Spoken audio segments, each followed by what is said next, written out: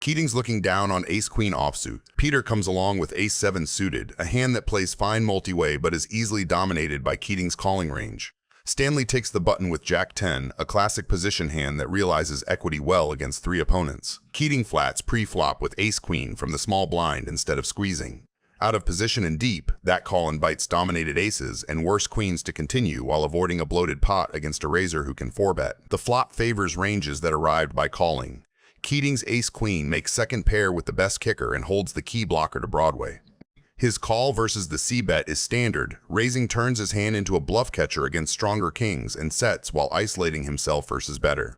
Peter's call with ace-7 is thin but defensible. He has bottom pair, an overcard, and backdoor hearts, and he wants to keep his range uncapped for later streets.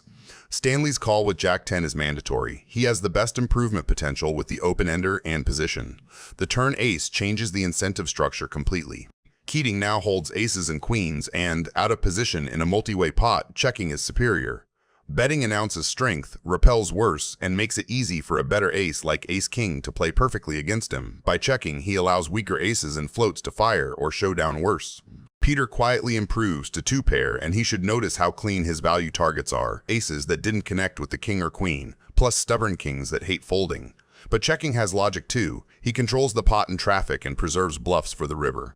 Stanley's check is the costly one. With jack-10, he owns the nuts on a paired board that still grants him clear value from top pairs and combo draws. Letting it check through surrenders value and protection, and it exposes him to exactly what happens next. The board pairs again, and his straight gets stone dead. The river double pairs the ace and reorders the hierarchy. Keating upgrades to aces full of queens, Peter lands on aces full of 7s, and Stanley is drawing thin to chatter. And this is going to get very nasty for Peter. Maybe Stanley also, but especially Peter. Checks from Keating and the original raiser are invitations. Peter accepts with a big bet that targets trip aces and missed draws and tries to dodge raises from the few better full houses. Stanley correctly folds once the ace pairs again, straights or dust. Keating's river decision should lean exploitative here.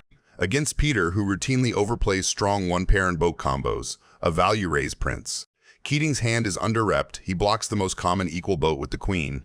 Peter's turn check makes ace-king less likely, and Texas Mike is capped after check-check. Did he just call? He just called.